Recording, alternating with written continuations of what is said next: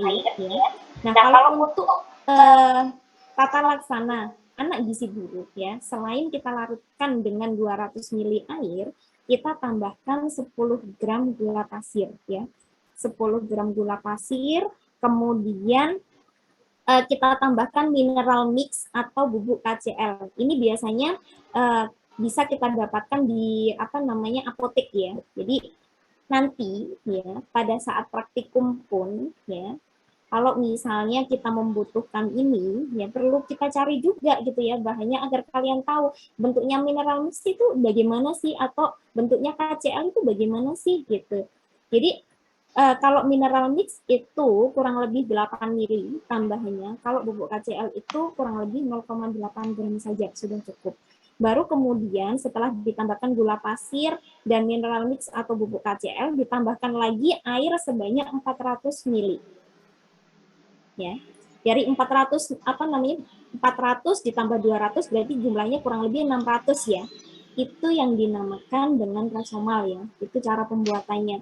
Nah, ini kita berikan kepada anak yang itu tadi pada saat ada tanda dan gejala seperti diare atau muntah.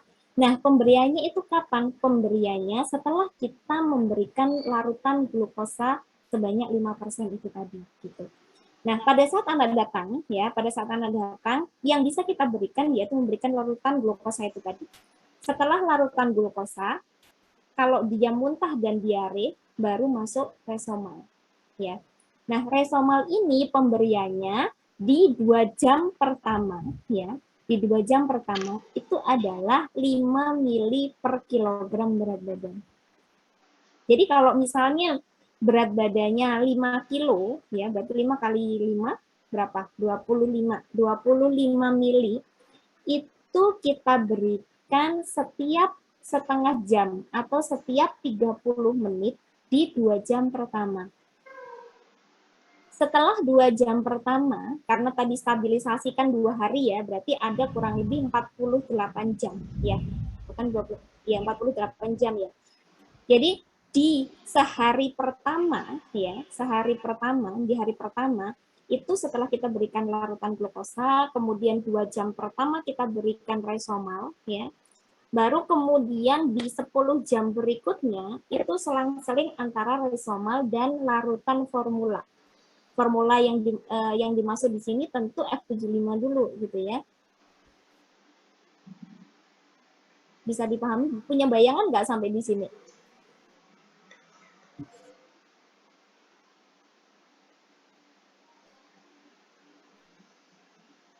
Sebentar, saya agak nggak dengar suara kalian.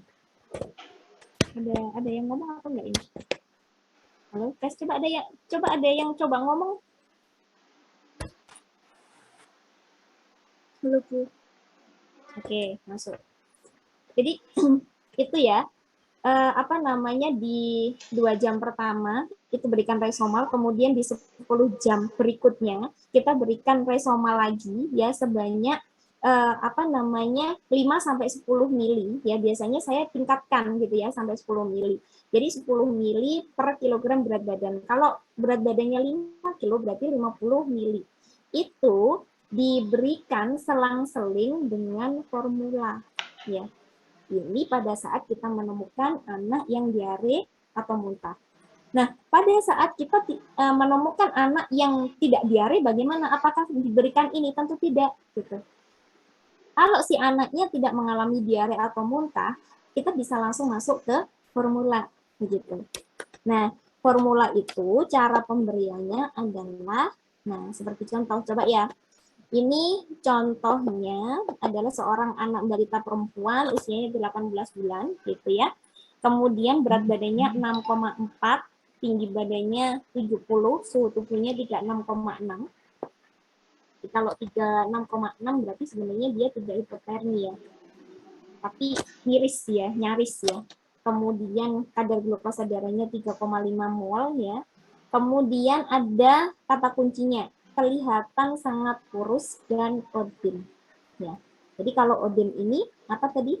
Kwashiorkor. Dia masuk golongan apa? Kwashiorkor. Kwashiorkor begitu. Kalau odin tadi pemberian cairannya berapa, masih ingat?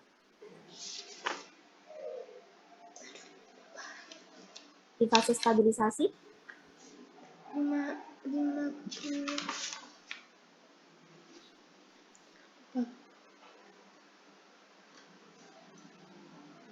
ada yang masih ingat atau sempat nyata tadi dari slide saya? 100 mili per kg. Oke, 100 mili per kilogram berat badan ya pada saat dia ODM. Nah, kemudian kita bikin alurnya seperti ini ya. Jadi di awal, di fase awal atau fase stabilisasi ya, di awal sekali tentu kita berikan larutan glukosa gitu ya. Kalau misalnya dia sadar maka per oral, kalau misalnya dia tidak sadar maka cukup dari intravenous gitu. Nah, untuk 2 jam pertama, kalau misalnya dia mengalami muntah atau diare, kita masukkan Resomel. Kalau misalnya dia tidak mengalami salah satu di antara yang saya sebutkan tadi, maka langsung masuk ke formula. Nah, untuk 2 jam pertama, dosisnya adalah 1/4 dosis. Gitu. Nah, kita kalau taunya dosisnya seberapa sih, kita hitung. Ya, kita hitung. Nah, kita masuk ke fase stabilisasi. Jadi kalau karena dia ODIM, dia pemberiannya 100 mili per kilogram berat badan. Maka tadi berat badannya adalah 6,4 dikalikan 100 mili, maka hasilnya adalah 640. 640 ya, kalau misalnya di hari pertama itu kita berikannya adalah 2 jam per 2 jam ya. Per 2 jam itu kalau misalnya sudah lebih dari 2 jam ya. Jadi di 10 jam setelah 2 jam sama di 12 jam berikutnya di hari pertama ya. Hari pertama kan ada 2 kali 12 jam ya. Jadi 2 jam pertama itu pemberiannya adalah per 30 menit, tetapi 1/4 dosis ya, karena harusnya pemberiannya 2 jam sekali, yaitu 1 dosis ya.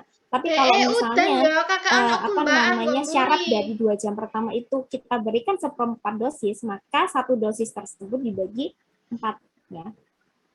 Itu ya cara mudahnya kita. Maka kalau kita berikan setiap 2 jam sekali, maka sehari itu kita memberikan berapa kali? 8. 12 kali. 12 kali. Benar, 12 kali ya. Jadi sehari itu kan bayangkan sehari itu ada 24 jam, kemudian kita memberikannya adalah setiap 2 jam sekali. Maka mudah dong, 24 dibagi 2. Maka hasilnya 12 kali gitu. Maka 640 mili dibagi 12 kali pemberian, hasilnya adalah 53 mili. 53 mili ini kita anggap sebagai 1 dosis di hari pertama ya, di hari pertama. Karena nanti 1 dosis di hari berikutnya itu berbeda. Ya. Jadi 53 mili ini adalah dosis pertama di hari pertama. Nah, kita lihat kalau misalnya dia tidak mengalami diare dan muntah, maka sebenarnya yang masuk adalah langsung formula. Nah, di 2 jam pertama itu adalah 1/4 dosis. Maka 1/4 dikalikan 53, hasilnya adalah 13 mili. Ya. Nah, kita lihat ya. Pada saat di 2 jam pertama ya, jadi nanti bikin kayak gini ya. Nanti bikin kayak gini kalau misalnya kita memberikan tata laksana gizi pada seorang anak gizi buruk. Nah, kenapa ada waktu di sini? Ini adalah mempermudah kita dan kita cocokkan dengan kondisi si anak ya. Kita lihat kata kunci di sini. Dia datang ke puskesmas jam berapa? Jam 10. Maka kita membuat jadwalnya ya dari jam ini gitu. Kita masuk ya. Jadi di awal pemberian jam 10 kita berikan larutan glukosa, itu cukup ya. Kemudian untuk setengah jam berikutnya sampai 2 jam awal selesai itu kita berikan 1/4 dosis dari F75 yaitu tadi 13 mili ya. Kemudian untuk di 10 jam berikutnya, berarti ini masih masuk di 12 jam awal ya. Ini masih 1 dosis. Nah, kita berikan per 2 jam. Nah, pada saat dia diare dan muntah, itu tadi di Resomal masih ingat, kalau misalnya dia mengalami diare dan muntah, setelah 2 jam pertama, pemberiannya apa tadi? Resomal ya, tetap ada Resomal ya. Jadi pemberian Resomal itu harusnya 12 jam pertama ya. 12 jam pertama itu tidak boleh dilewatkan. Ya, ini penting. Ini penting diingat. Jadi pada saat dia mengalami diare atau muntah ya, itu kita selang-seling. Selain kita berikan F75 ya, jadi di jam pertama 10 jam ya, itu kita berikan F75 pertama, kemudian di jam berikutnya Resomal, kemudian F75 lagi Resomal dan lain sebagainya sampai selesai 12 jam pertama. Berarti setengah hari ya. Kemudian setengah hari berikutnya masih tetap ya. Jadi begitu sampai selesai 1 hari. Nah, pada saat di hari kedua masih di fase stabilisasi, itu di 12 jam pertama kita berikan per 3 jam ya. Jadi kalau 24 jam dibagi 3 hasilnya berapa? 4 dan 8. 8 ya. 8 kali pemberian. Maka dari 640 mili, masih ingat 640 mili dari mana?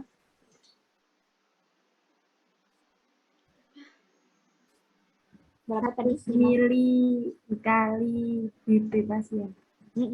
Jadi 100 mili dikali berat badan pasien atau jumlah formula yang kita berikan gitu ya. Jadi 640 berarti dibagi berapa? 8 ya. Jadi 8 kali pemberian dibagi 8 ya. Ini di hari berikutnya. Maka hasilnya adalah 80. Coba cek ya. Bener nggak sih hitungan saya? Berapa, Bu? Bener ya? 80 mili. Kemudian di 4 jam berikutnya ya, itu kita beri di di 12 jam berikutnya kita berikan 4 jam per 4 jam. Nah, kalau misalnya 640 dibagi 24 jam dibagi 4 ya, 4 kali pemberian, berarti hasilnya berapa?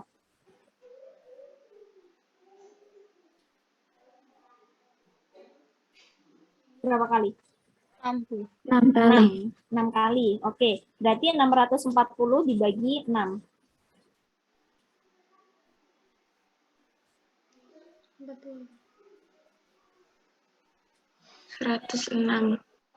106,66 gitu ya. Jadi Ya, kita bulatkan menjadi 107 mili ya. Jadi makanya kenapa ini hasilnya 107 begitu ya. Baru kemudian kita masuk ke fase transisi. Fase transisi ya, itu sudah kita anggap odemnya selesai gitu. Selagi dia masih odem, jangan pernah masuk ke fase transisi. Ya, itu yang perlu diingat ya. Jadi fase stabilisasi itu dia benar-benar menstabilkan kondisi yang seharusnya atau memperbaiki kondisi untuk mendekati normal gitu aja lah, intinya gitu kalau di fase stabilisasi. Nah, pada saat di fase transisi kita anggap odemnya sudah nggak ada dari si anak ya, maka dari itu kita berikan cairannya meningkat. Kalau misalnya yang tadi di fase stabilisasi itu 130 untuk yang nggak odem dan 100 bagi yang odem, maka di fase transisi ini kita berikan 150 mili per kilogram berat badan gitu ya. Hasilnya sekitar 900-an mili. Nah, pada saat di fase transisi itu boleh kita berikan setiap 4 jam sekali ya. Maka sehari itu kita berikan berapa? 6 kali ya. Maka 960 mili dibagi 6 kali pemberian, hasilnya sekitar ini ya. Jadi nanti bisa dibuat bertingkat.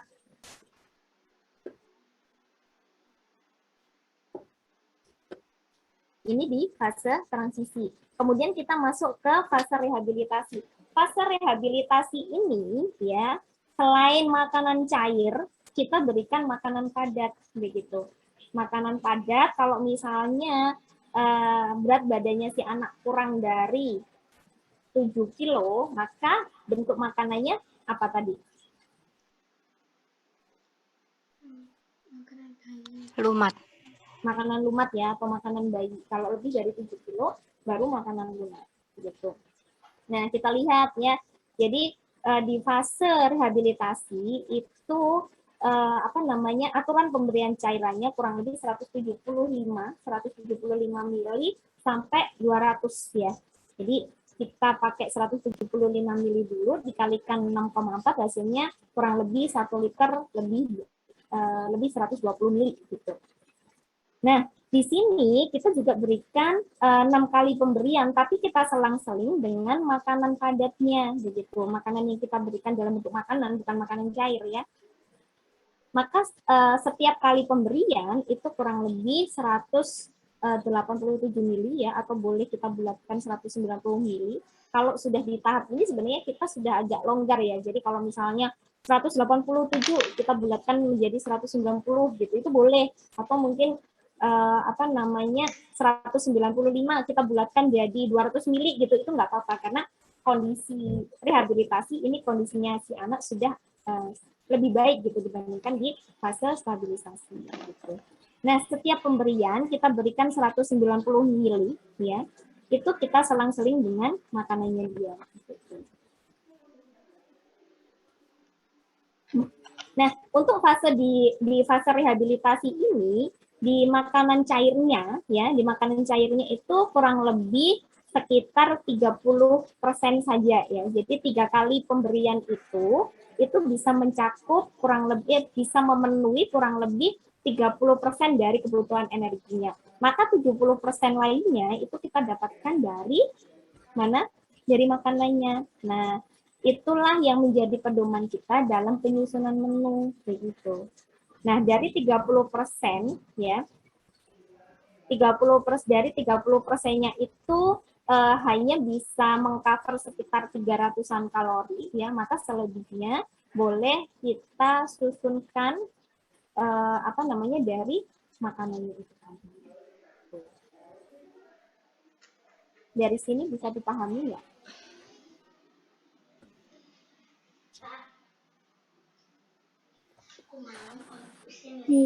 Yang formula 135 itu 30% itu sudah jadi patokan tadi. Ya, sudah menjadi patokan ya.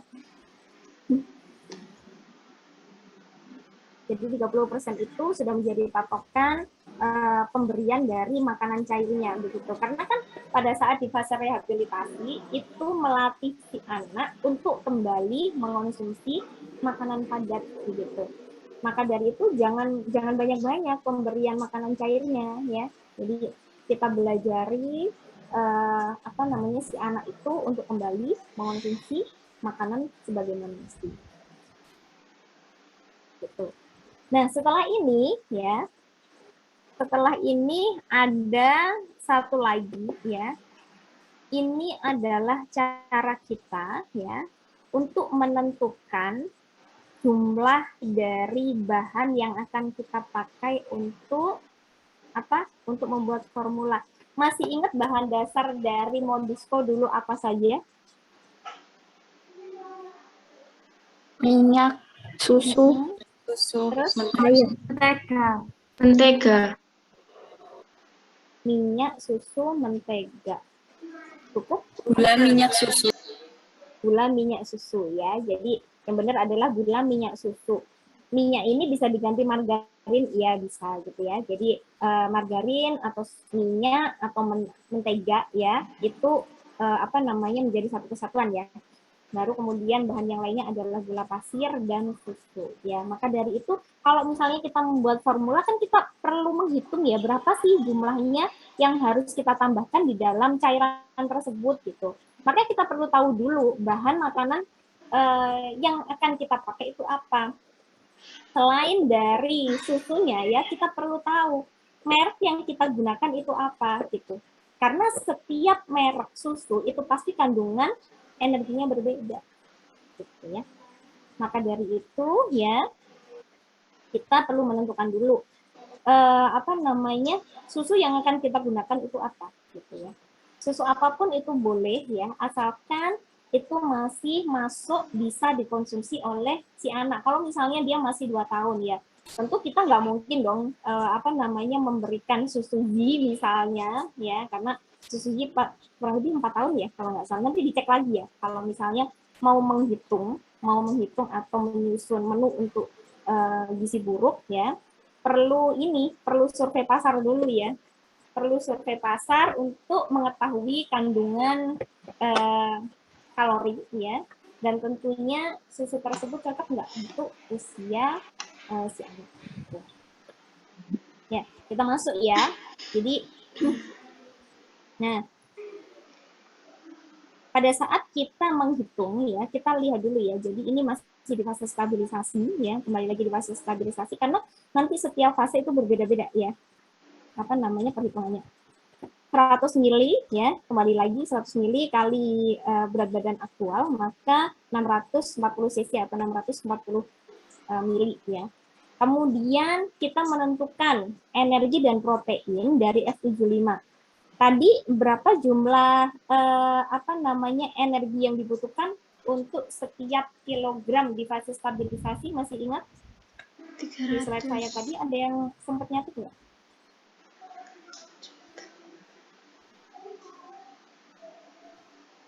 Berapa jumlah energinya yang perlu masuk?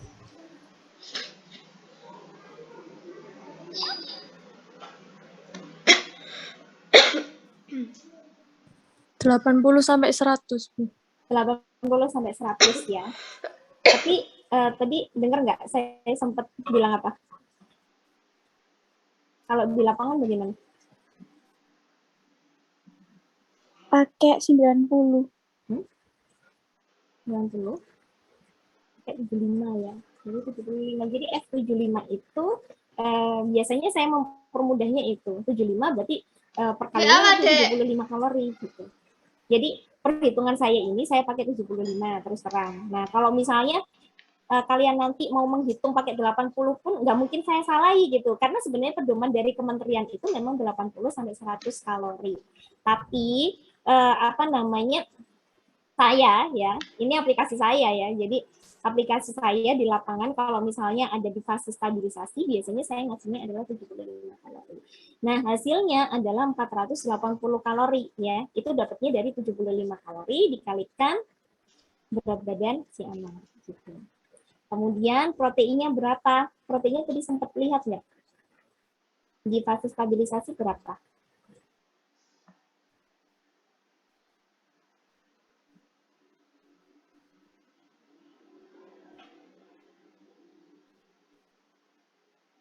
Satu sampai 1,5 ya, 1 sampai 1,5 per kilogram berat badan.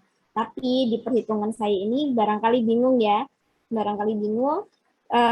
Ini saya pakai 0,9 dikalikan kilogram berat badan anak dikalikan apa namanya 6,4 ya, berarti maka hasilnya 5, sekian gram gitu. Nah, kemudian kita tentukan, ya kita lihat yang di C, yang di nomor 3 bagian C, kita lihat kandungan energi dan protein ya dari susu yang akan kita gunakan itu berapa per 100 gramnya. Ya, ini untuk mempermudah kita dalam perhitungan. Ini kebetulan di contoh saya ini saya pakai Denko ya, Denko yang putih itu ya, itu per 100 gramnya mengandung kurang lebih 481,48 ya, kalori dan mengandung proteinnya 26 gram per 100 gram. Nah, baru kita masuk di tabel ini ya, tabel ini untuk mempermudah kita gitu. Jadi kalian nanti bisa mempelajari urut dari apa namanya urutan angka ini ya, nomor 1, kemudian masuk nomor 2, kemudian masuk nomor 3 ya. Kemudian yang di baris kedua ya, di gula pasir, berapa kandungan energi gula pasir per 100 gram? Sama nambah siapa? Sampean ambek sapa? Sampean ambek sapa kok? Berapa? Saya nggak menuntut kalian hafal sih. Mau buka DKBM juga silakan. Sampean ambek sapa kok njaba? Lagi lah nang ndi? Kok kene kok ambek kakak? 387. 387 di DKBM. Ya. Mungkin DKBM kita berbeda ya. Nggak apa-apa, nggak masalah. Karena tidak ada DKBM yang paling benar gitu ya. Misalnya nanti kalian mau pakai Vexifit misalnya itu juga nggak masalah gitu ya. Mau pakai Nutrisurvey juga nggak apa-apa gitu. Jadi kalau misalnya kalian bertanya-tanya, ini apa namanya 364 ini dari mana sih gitu. 364 ini itu dari DKBM saya gitu ya. DKBM 100 gram gula pasir ya. Maka dari itu saya tuliskan 364. Nah, kemudian 40% ya yang di nomor 4 ini. Yang 40% ya ini dapatnya dari 30 sampai 60%. Kemudian di bagian minyak, ya, di bagian minyak ini berarti sudah bisa menebak ya 902 ini dapatnya dari mana? Ini adalah kandungan kalori dari 100 gram minyak kelapa sawit ya. Ini saya perhitungannya. Misalnya nanti kalian mau pakai margarin ya, berarti menyesuaikan per 100 gram margarin itu berapa kandungan kalori.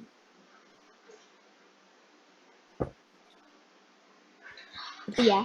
Nah, untuk jumlah bahan inilah nanti yang akan kita gunakan untuk membuat formula. Jadi susunya 22,2 gram, kemudian gula pasirnya sebanyak 52 gram, ya minyaknya kurang lebih 19, sekian gram. Kemudian KCl-nya 1,28 gram ya. Jadi selain resomal ya, untuk membuat formula itu juga perlu KCl ya. Jadi maka dari itu selain susu, selain gula, selain minyak perlu kita tambahkan KCl. Nah, jumlah yang di jumlah bahan makanan inilah yang akan kita gunakan untuk dicampurkan dengan 640 mili. Oke, itu tadi contoh saya.